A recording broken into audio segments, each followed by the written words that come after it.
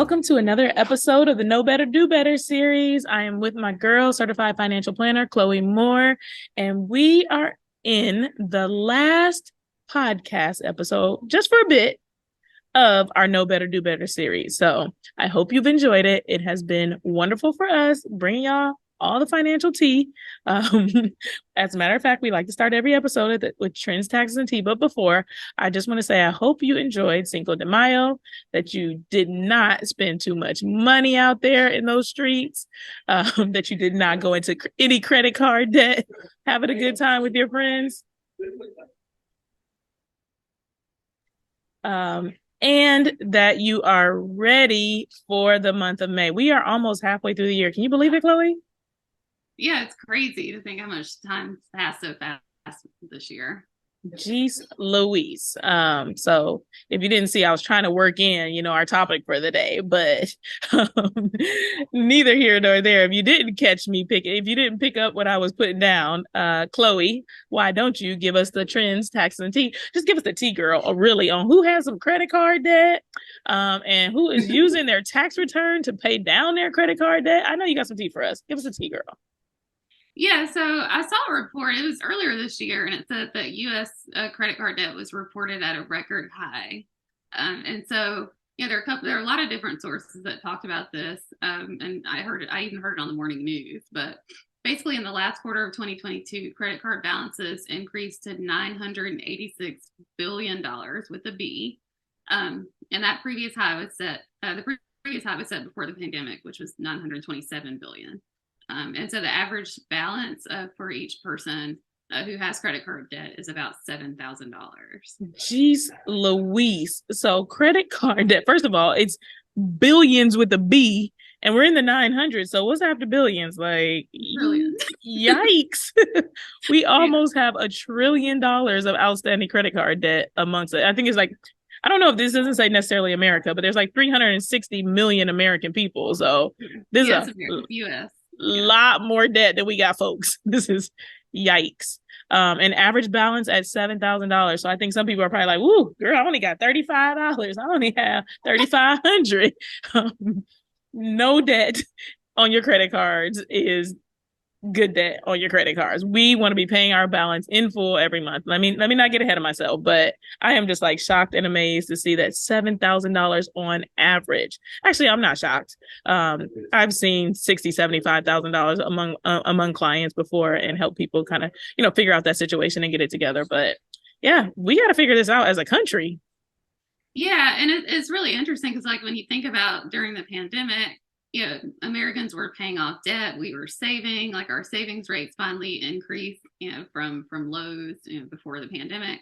And so now, with us getting back outside and interest rates and, inflation, all of that, just the combination has caused this, kind of swing in the opposite direction, and people are really hurting financially. And then I'd say too, some of the people that maybe weren't preparing as much as they should have, when they weren't spending the money, to pay off debt and to save, they probably found themselves in a little bit of a pickle as things got more expensive last year.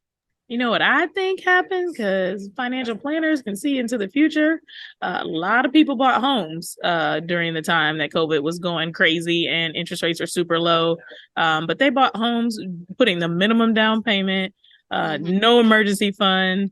And guess what? They got so excited about their new home that they wanted to furnish it immediately. And a couch is not like $3. Like a new couch, a new TV stand, a new, fill in the blank bedroom set. I think that people went ahead and said, like, I got the house. I also need to be comfortable in this house. And that is where a lot of the credit card debt came from. Yeah. And then also just, buying more house than people could afford. A lot of people, thought it was a great idea to extend their budget and kind of overpay for some of these houses and get into these bidding wars and make emotional decisions. So yeah, I think a lot of people are house poor right now, and they're realizing, things are starting to break, or, expenses are piling up. So yeah, it's gotten a lot harder. Sounds like they might need a financial planner to get it together, because everybody makes mistakes, but you can rebound from any mistake that you make simply by turning the situation around, taking some sort of action. And that action might be asking somebody for help because you don't know what you're doing. It's okay to say, I don't know what I'm doing and I need to figure this out because I want to do better. Yeah. And then, and speaking of houses, another thing that I saw was that, HELOCs are gaining popularity. So a HELOC is basically a home equity line of credit. So it's different from a home equity loan, which is like a flat, dollar amount that you take out. But a home equity line of credit is similar to, kind of having a credit card for that's based on the equity in your house. So you can, it's just an equity line that you can take out whenever you need the money. And so people are starting to use those actually to pay down credit card debt, which is not necessarily the best thing to do, or to consolidate debt. And then also, to pay for kind of everyday living expenses, which is really scary. And I know we're still on the T, but we're kind of getting into the topic. Like it is a terrible thing to pay off your credit card debt with your HELOC, or why we're not suggesting that necessarily is because you took something that was unsecured. So if you don't pay your credit card debt, they can't take your house. But if you don't pay that HELOC, it is tied to your home and it can be taken. So you took something that was unsecured, not tied to anything, and you tied it to something that was secured. So that is one of the big considerations and why we don't really recommend, something like a HELOC, even though it's like, oh, I got this great low interest rate. And also you take the great low interest rate and then you pay very little on it. There's something that you bought, some ice cream, some cute clothes or whatever that is now piling up on your, years over years over years HELOC, and that's not a good thing over time. It still ends up being interest paid. Yeah. And then on top of that, another reason is if you haven't fixed the habits that got you into that debt, then a lot, I've seen it time and time again where people, pay off debt with their home equity and then they get right back into debt again. So then they have double the debt. Yes, the habits are important. So if you haven't figured out what the topic for today is, we talking about credit, y'all, because it is a super duper popular topic. And the thing that stands out for me is that there's this myth that because you have good credit, you are in good financial health.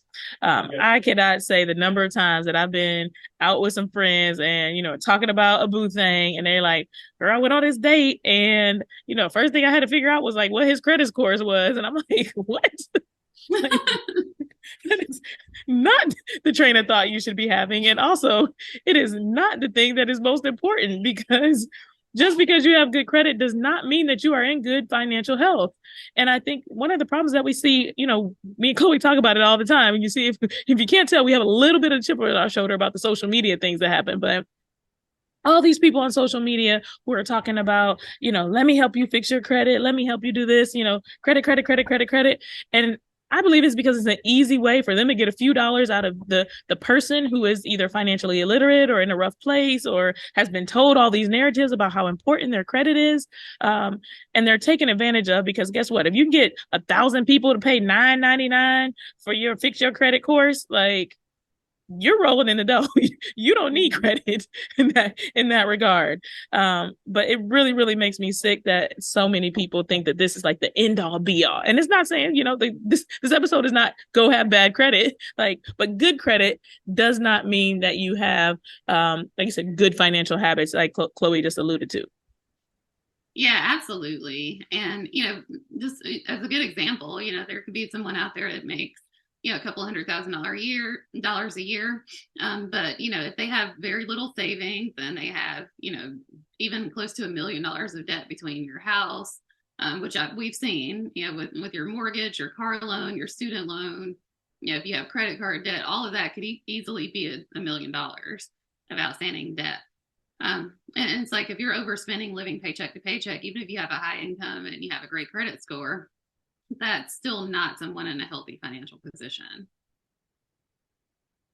We gotta do better. That's why we're teaching you all. We want you to know better so you can do better. So, like I said, this is one of those sticky topics where you might hear us talking to you, be like, "Ooh, that's me. That's me. Ouch, ouch, ouch." We're not coming for you. We want you to be great. We want you to be better than good. We want you to have better than good credit, but we also want you to know how to use it. So let's start talking about understanding credit and like what are the important pieces of the puzzle, Chloe. Yeah, so I know, something that people get confused quite often, or they use the words interchangeably, is a credit report and credit score. So basically, they're not the same thing. Your credit scores are essentially calculated based on a number of factors that come from your credit report. So the report It's just a document that shows all of the debts that you owe, any debts that you had in the past. And so it'll show, what your balance is outstanding when you open the account, your payment history, just like all of that important information that determines, do you have good credit, and are you able to pay your bills on time? So there's three credit bureaus that create these reports. One is Equifax, Experian, and then TransUnion. So those are the three, credit bureaus that would create these reports. And then from that, you have a credit score. So there's a number of factors that kind of go into what your credit score is. And the highest credit score, it can be up to 850, I believe. Mm-hmm.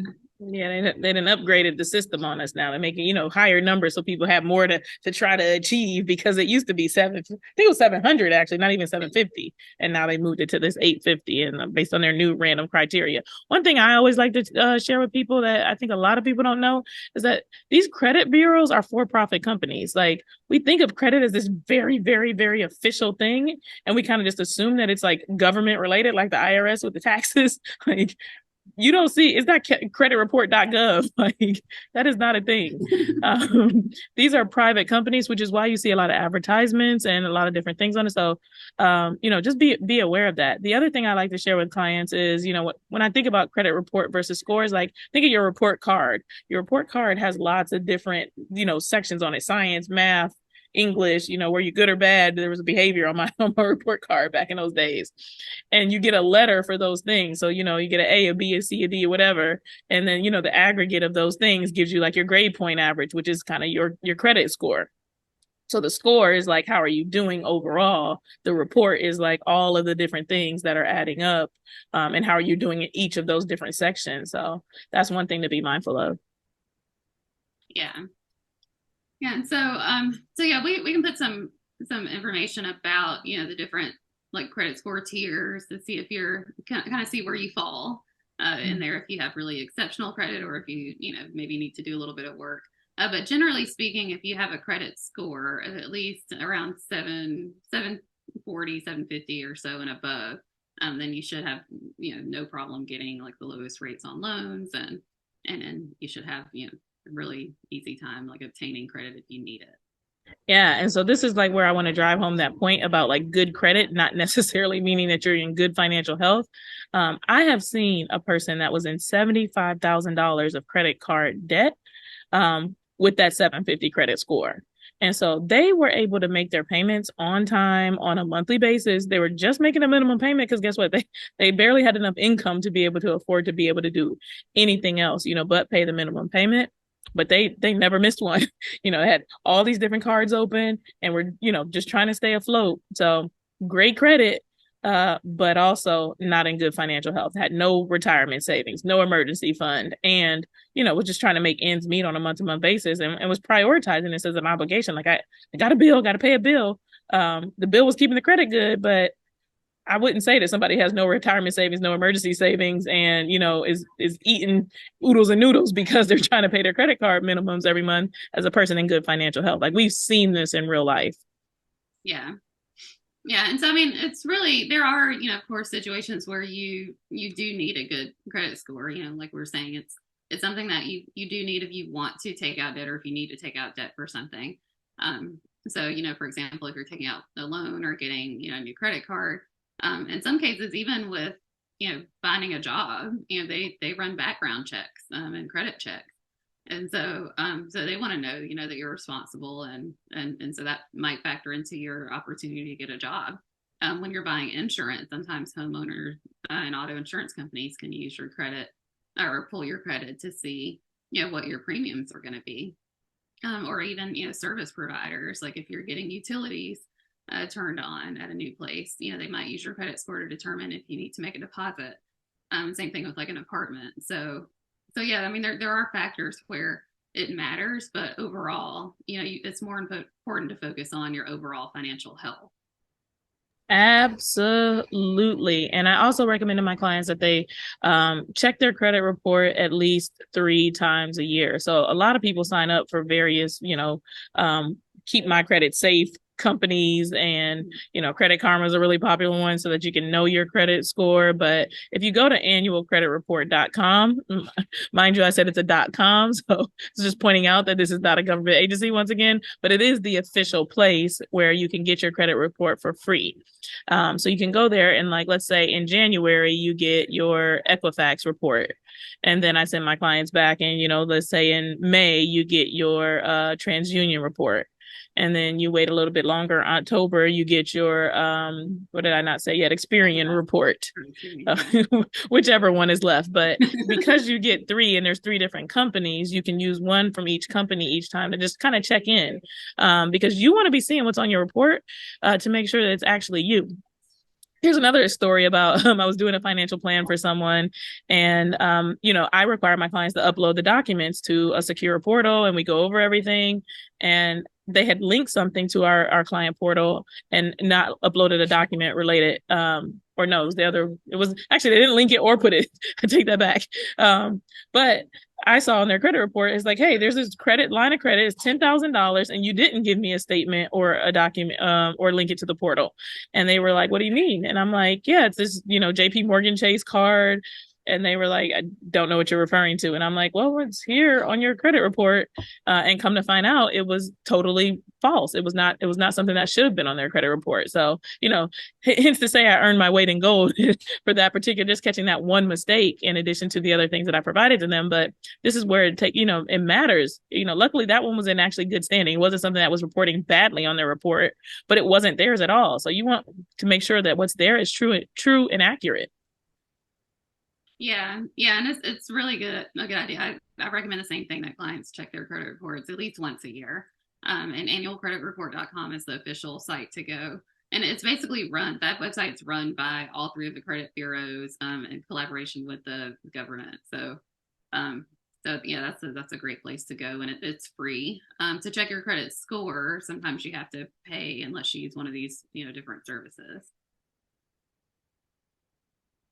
All right, let's talk a little bit about the types of credit that exist. So, first one is revolving credit. This would be like your credit card. So it's something that, like, every month on a regular reoccurring basis, like, it's actually revolving, like the revolving doors that you walk through. So just think about this idea. If you're watching the YouTube video, you get to see my body language right now. But I mean, it is what the word says. So, on a regular basis, something is happening, but also on a regular basis, that interest is accruing. So you got a 30% interest rate and you don't pay your credit card bill in full each month. You're being charged based on whatever that balance was for that month. And then you get to have a whole nother month go by. And then, it kind of keeps going all over again. So, type of credit number one, revolving. Chloe, anything you want to add about revolving credit? No, I don't think so. Yeah. What's type number two? Yeah, so type number two is the installment loan. So those are the things, when you have a certain term that you're paying a loan for. And so you pay in installments until it's paid in full. So think about, like your house, your car, any of those things. You might even be lured to get, these when you go buy the furniture that you bought for your house that maybe was overpriced or that you overpaid for. When you buy the furniture to fill it up, you might have the 0% for 36 months. So that's you're paying installments for that 36 months until that furniture is paid off. Mm-hmm.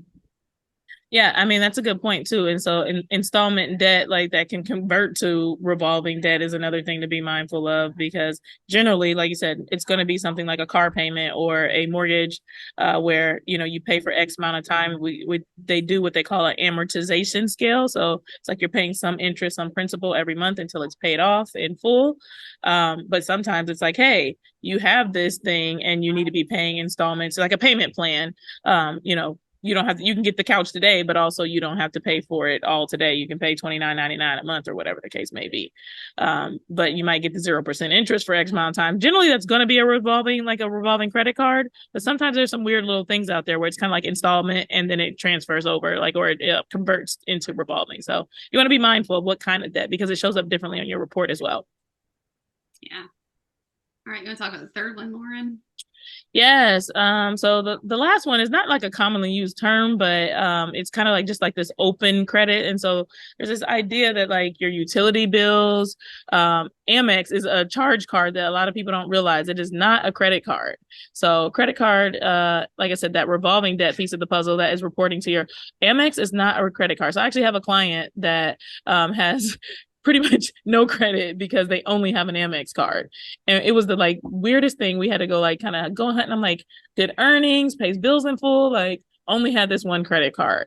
And so he's like, I need 10 credit cards, right? Like that's what I gotta do. And I'm like, no, like don't need 10 credit cards, but not really sure like what's happening. So I went and did some research and I learned that, the charge cards are more like an open line of credit, where like there's flexibility in the payment, there's flexibility in whether or not they report. It's not the exact same thing as a credit card. So even though Amex is a card that you get and you swipe every month, it's like more similar to like a line of credit that you're able to use. And so, like I said, utility bills is something else you can think of where they might run your credit, and on a monthly basis, your light bill or name some sort of bill, gas bill, something like that. They run your credit initially, and then they also keep it open. Not all of your utility bills are going to show up on your credit report. So just be mindful of that. But there is a third type of credit called open credit.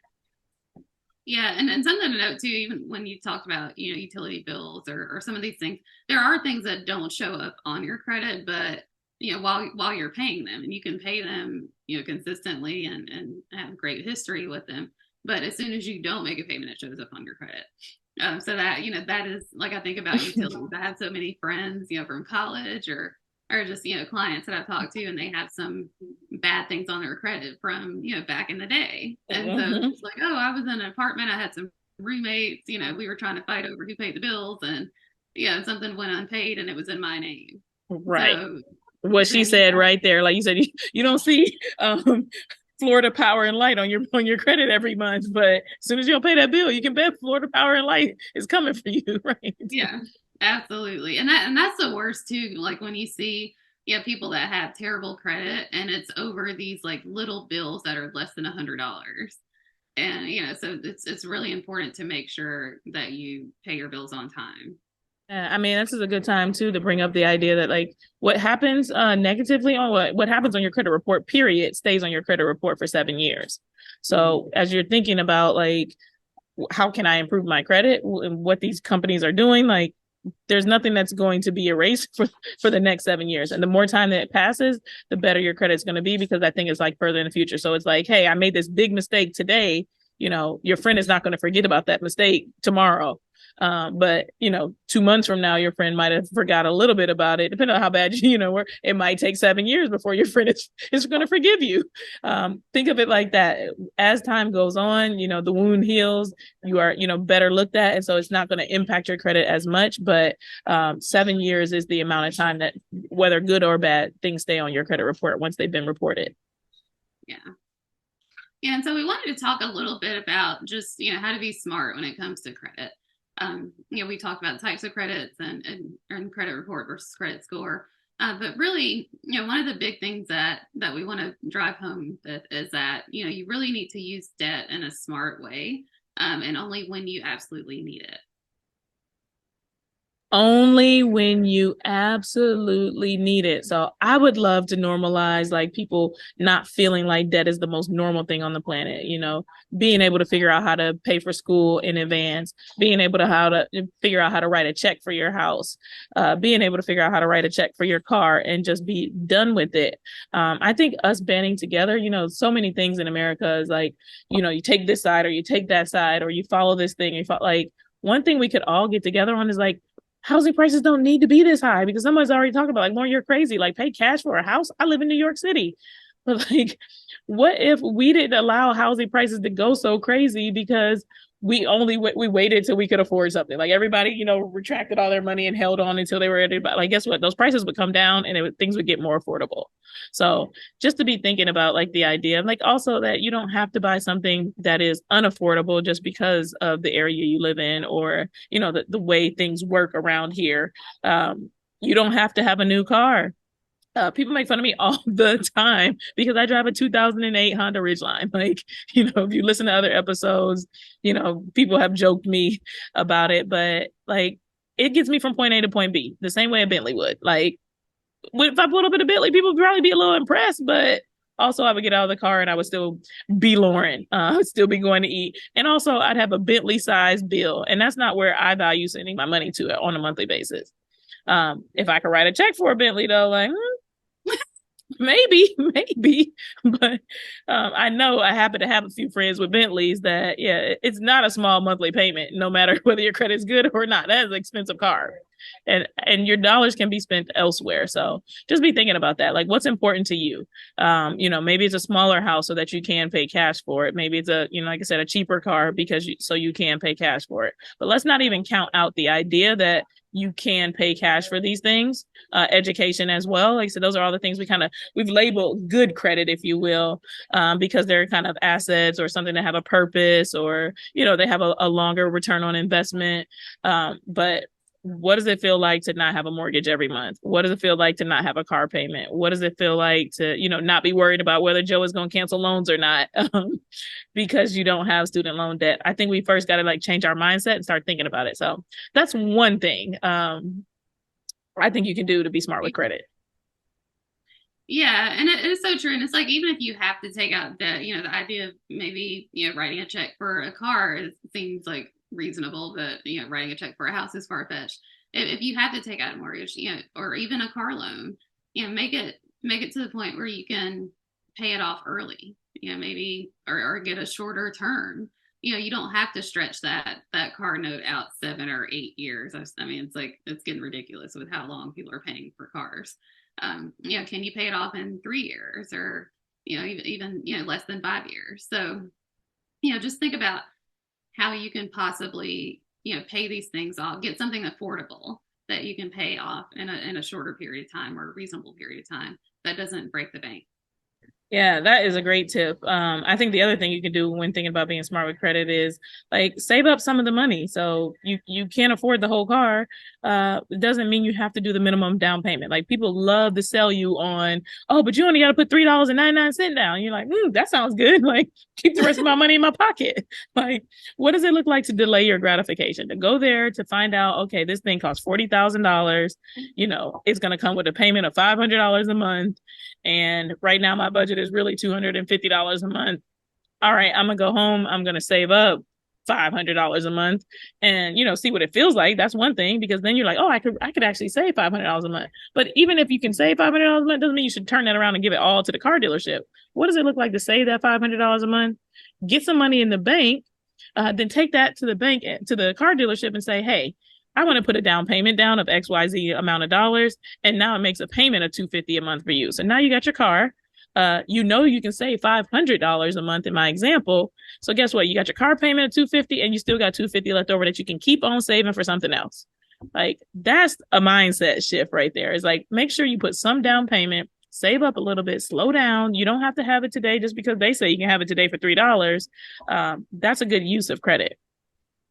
Yeah, and I'll say along those lines too, just don't take advantage of every offer. Like, think about, all of these credit card companies out there, they make a lot of money. I mean, if we have almost $1 trillion in debt, they're making a lot. That the average interest rate has climbed. It was, or for credit cards at least, it was about 15%. Now it's, in the mid-20s. And so, I mean, just think about how much interest people are paying on all of this debt. And these people want you to take out debt. They don't want you to pay it off quickly, or they don't want you to pay your credit card balances every month because they're not making money that way. So just if you receive those offers, I hear clients all the time, oh, well, I got an offer. I was buying a plane ticket, and I got an offer to sign up for the airline credit card, and I could get, this much off, or I was booking this hotel room and I got a credit card offer, or I get things in the mail, or I went to the store and they told me I can get 10% off if I get, this store credit card. But, you don't have to take advantage of every offer that's out there. And, these people are doing this because they know that so many people get trapped, and they start, getting into debt, and they can't pay those bills off. And that's how they make money.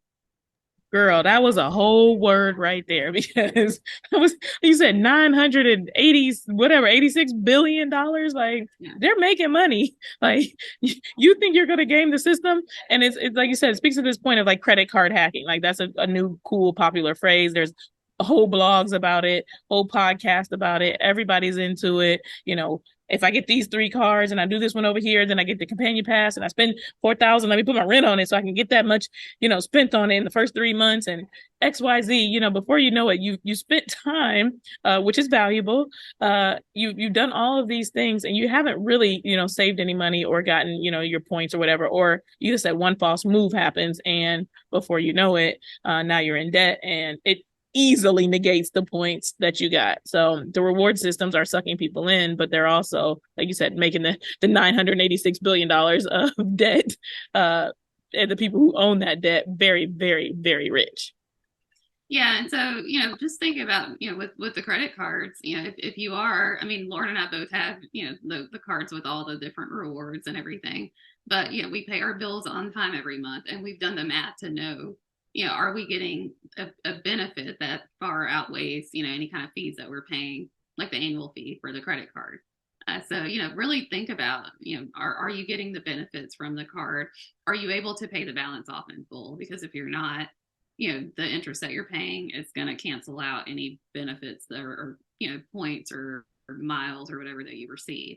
So just be smart when it comes to taking out credit cards, and please don't take credit cards out thinking that it's going to thinking of it as a way to improve your credit. That's something else I hear from clients. It's like they want to take out multiple credit cards because they think, oh, that's going to help my credit, but they don't have the discipline that it takes to actually use those credit cards responsibly. Or to monitor them. Like you said, to your point, you have to be responsible with credit. So the accountability piece of the puzzle is huge. So do you look at the credit report 3 times a year to make sure that the 10 credit cards you got open are just the 10 and there's, not an 11th or a 12th that showed up there.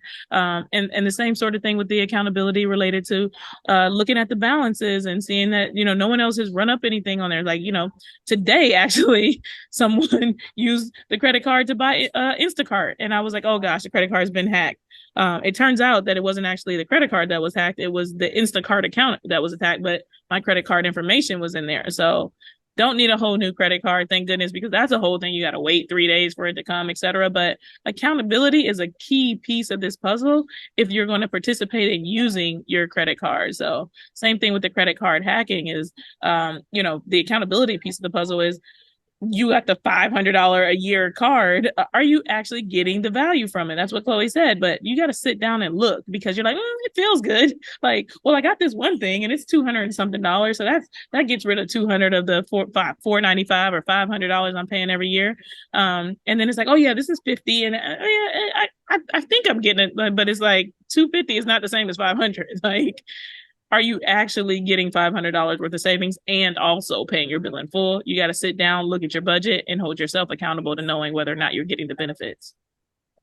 Yeah, and something else to think about too. I mean, it's really a psychological thing, but when you're paying cash for something and that money's coming out of your checking account, even like for everyday spending, whether it's just your groceries or your gas or clothing or Amazon purchases, as you're buying these things, if it comes out of your checking account, you're going to be more mindful of what you're spending.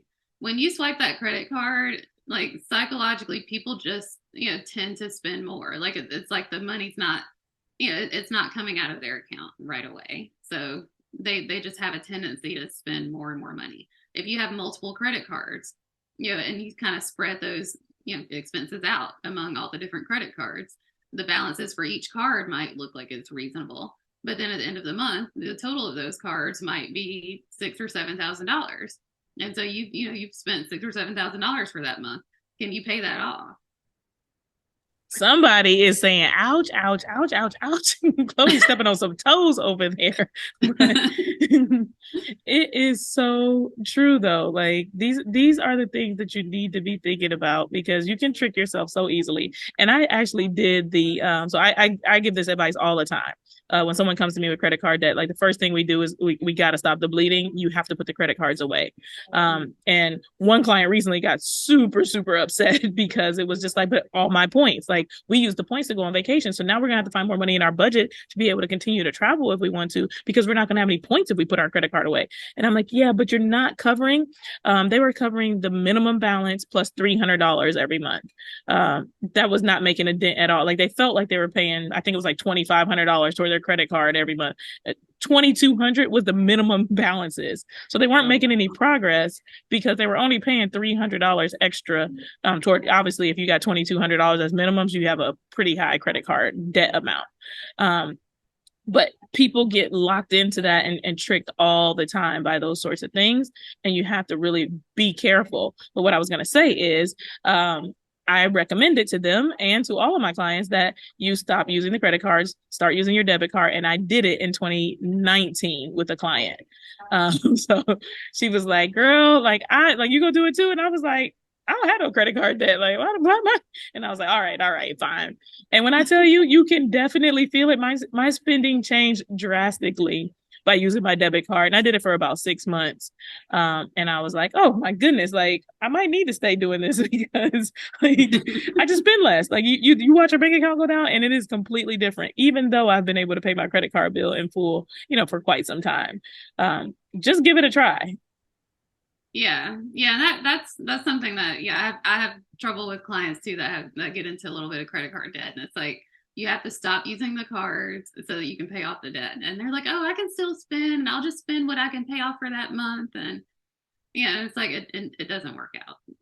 So you really do have to stop that bleeding.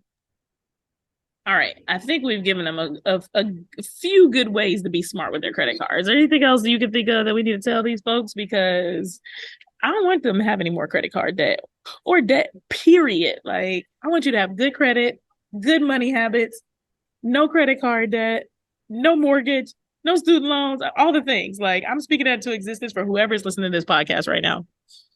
Absolutely. So I have two things I wanted to add. One was just keep it simple. I know people, Lauren talked about the credit card hacking, and people want to, use this card for these purchases, and this card for these purchases, and try to, maximize all the things.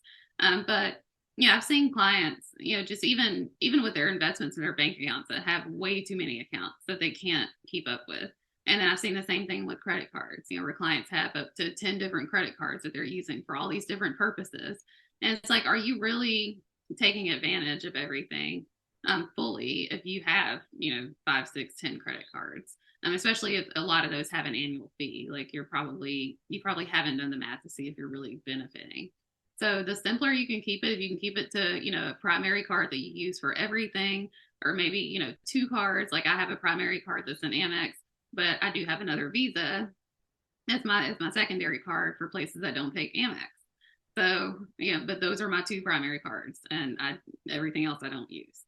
So can you keep it simple like that, to stay on top of what you're spending, and then also just to simplify your life. Hallelujah. Amen to all of that. I think that is a great place to wrap it up if you don't have any other tips. Anything else? I was gonna say, like, just you talked about things to normalize, paying for things in cash. But also just, not being in so much debt. People, like I said, I've seen so many people that when you add up the mortgage, the car loan, the student loans, all the things, mm-hmm. I have so many clients that are in between $500,000 and $1 million plus in debt. And, they have some assets that kind of offset that debt, but that's still a lot of debt, and, mm-hmm. and I mean, and for some reason they think it's okay and it's normal. But I just know if I had $1 million of outstanding debt, I couldn't sleep at night. Yeah, people they've really started to rationalize the idea like, oh, it's a home though, and it's an asset, and if I sold it, then I would get XYZ dollars. But it's like, but you owe a lot of those XYZ dollars, so you wouldn't really get those XYZ. You would get that less the sales fees, the debt, etc. Like you're not as good as you think you would be if you if you were to cash out on this particular thing. So don't just kind of justify it and write it off and say like, yeah, it's okay. Like I can pay the bill every month. Focusing on the monthly payment. That's what a lot of people do is like, oh, I can afford the monthly payment, so it's all good. Doesn't matter that it's a bazillion dollars and I'll be paying this monthly payment for the rest of my life. Like, might not want to have that payment when your income goes down, whether you get a demotion, whether you want to retire, job loss, all sorts of different things. Like you got to be mindful of how long. And that was one of the biggest rude awakenings I had when I was an athlete. I had a $5,000 a month mortgage and I ain't have a job that was going to pay me a $5,000 a month mortgage kind of income when I finished competing in sports. So it was like, what am I going to do for 30 years? I got this for the next 5 or 6 years, but I got 20 something years to go with this mortgage. And I don't have any real skills or anything like that that's going to actually allow me to be able to pay that. So that's something else to be thinking of. If you have some sort of short-term, really good income, is to not build a lifestyle based on that income, but build a lifestyle based on what's actually going to be affordable for you long term. Yeah, and that's a great point too, Laura, about focusing on the monthly payments versus like the total purchase price. And you can go back to some of our episodes we talked already about buying a house, buying a car, and so we'll put those links in the show notes. But yeah, really focus on what's that total dollar amount, and don't get caught into this monthly payment game. And then also, it's okay to be debt free. I'm debt free, and Lauren's debt free. That is okay. You don't have to, just get into debt for everything. You can save up for things that you want to buy. Hallelujah. Amen. All right, let's shut it down with a money quote. This is how we always close out every episode. Like I said, it's been fun, good people. I know Chloe will come back. If you all send us a message saying that you just can't live without me and Chloe being together, then, we'll take those into consideration. But first, you got to send us some messages, hit the review button at the bottom of your podcast app. Let us know that you're out here listening, that you're so sad that we're stopping.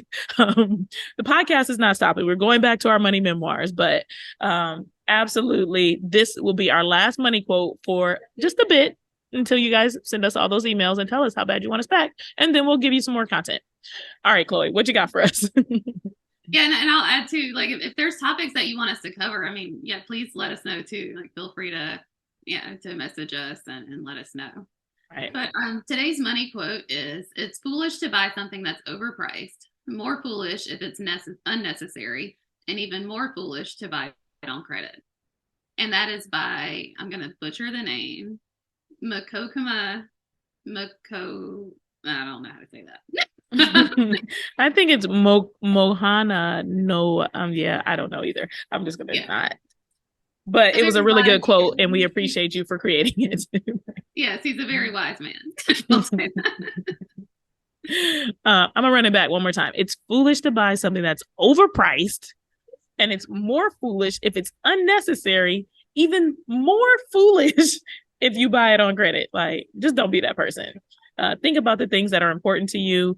Don't buy things that are super duper expensive. Don't buy things that you don't need, that you're going to regret buying later, that you're never going to use. And definitely don't buy those things on credit. To Chloe's point, you can find us pretty easily. We're both on Instagram. Chloe, what's your Instagram? Financial Staples, at Financial Staples. And you can find us at Worth Winning, worth-winning.com. Chloe, what's your website? financialstaples.com. Very, very simple, guys. And you can always just email directly to the podcast. It's podcast@worth-listening.com. So if you're looking for us, we're easy to find. We are happy to, like I said, continue this series or bring back come back with a whole new series, because we're open to doing whatever. So until the next time, Chloe, you want to tell the people goodbye? Bye. Thanks so much for having me once again. All right. Ciao for now, good people.